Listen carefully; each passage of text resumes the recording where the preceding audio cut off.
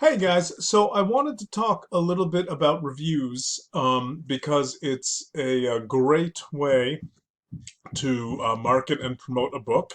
It's something that you can do anytime in the life cycle of the book. Um, Something you can do right now to help promote your book. Something I can do right now to help promote your book too.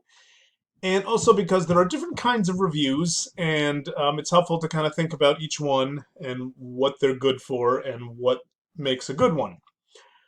So the first kind of review is an influencer review, and this is Patrice's book, and we got a couple of really good um, influencer reviews.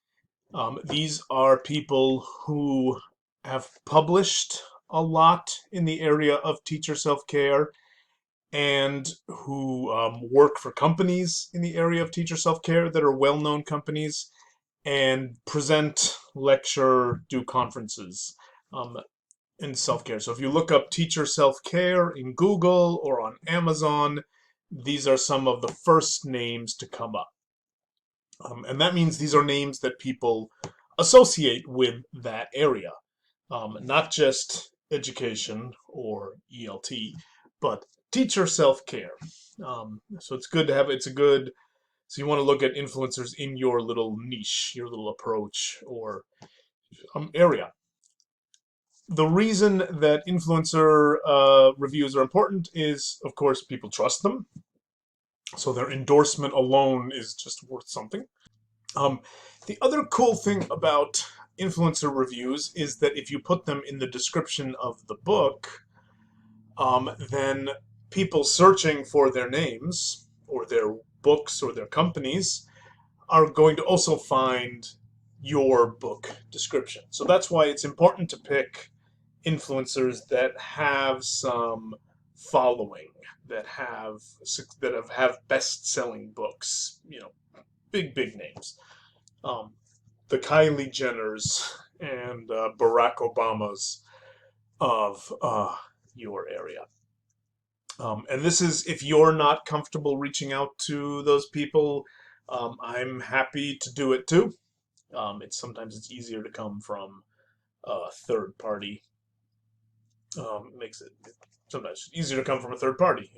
So whenever you're at a TESOL convention or IATEFL or any kind of convention, you're out. If you see an influencer speaking, reach out to them. Hey, here's my book is kind of in your wheelhouse. I hope. Take a look, see what you think. I'd love to get a blurb or review I can use to promote my book. So those are influencer reviews. Now, the second kind of review is from friends and colleagues. Ideally, these should still be people who are in the field, right? So these, for Patrice's book, we have teachers, and I've listed their qualifications so people know that they are teachers. But they're not necessarily huge names in teacher self-care. Um, So in that case, people are going to be a little less interested in who said this and more interested in, I think, the number. Ooh, it's a lot of people who like this book. That's a good sign. And also the details of what they say. So a good friend, colleague review would be something specific that they liked about the book. Is it do they have a favorite chapter? Do they have a favorite activity? Did they like the tone? Did they like um, that it was practical or theoretical? Um, Anything. It really doesn't matter because other people will see that, and if they also like those kinds of things, then that will make them want to buy the book. Um, so and again, this is something you can always reach out to anybody who says they like your book that you know. See if you can get a little blurb or a little review from them. Um, and what is super helpful is to not only have them send you or send me a blurb that I can put on the website, it's really great if they can take one more step and put that blurb on social media. That gives a lot of social proof, It's nice because it doesn't come from you or me, it comes from them. And of course, it reaches people that might not know about your book, which is always a good thing. What happens when you get a negative review from a friend or colleague, or part of that review is negative? Um, on one level, you got to ignore it. I would not confront the person unless, because they probably aren't going to change their mind. Take it as feedback that can inform your next venture or your next book. I've had a book that got several comments about how it was not really useful in the U.S. public school system because of certain features it had. And I thought, okay, great. I will stop trying to market that book to American public schools. I think I'm going to aim for private schools and language academies. That was good. That was good to know. I'm glad someone told me that, even though some of the ways it was put were a little bit brusque or rude. What you gonna do? So the next kind of review is, of course, buyer reviews on Amazon or Barnes & Noble or Goodreads. If you have friends who would like to do that, that's amazing. You can also ask them to do that as well as put a social media post.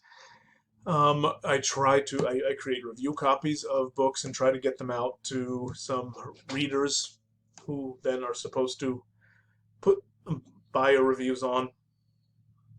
And then hopefully we get some spontaneous buyer reviews that are not people we solicited. And that also gives a lot of social proof to your book. So it never hurts to check every now and then the Amazon page for your book and see if there are any reviews. Feel free to send them to me. I can put them on the webpage as well, or put them on social media. It never hurts to kind of brag a little bit. But to some extent, there's nothing we can do. This is sort of the organic reviews that we are hoping people see, and that it persuades them to buy the book. And finally, there is reviews in magazines or journals, and I don't have a cool web page, but this is IATEFL Voices, and here is a review of our Shakespeare plays. These reviews are very helpful for the long game, which education purchases by administrators and class sets by teachers, even government purchases. That tends to be a long game. And every journal and magazine has its own standards of what it will review and won't, and it also can depend on what's going on in the ELT world, what's going on with their issues. So don't take it personally if you get rejected. I try to send books out to all the journals. They don't always all say yes, certainly not immediately. If there's a particular journal that you would like to be published in, a review published in, you can ask me about it and I'll get in touch with them. But you can also look, do they have a reviews editor? And you can write that person yourself and say, I would like to have my book reviewed in your journal. How do I do that? Sometimes the review editor chooses the reviewers.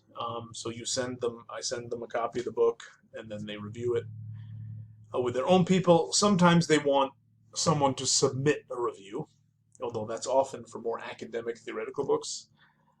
But that does happen too, in which case you can reach out to a friend or colleague and ask them to submit a nice little review and submit it to the review editor, and maybe it'll go in there. So I hope that this is helpful and clarified some thinking about reviews. As always, if you have any questions or comments, feel free to get in touch. And let's always be trying to do as much as we can to sell your books. And hope you have a great day.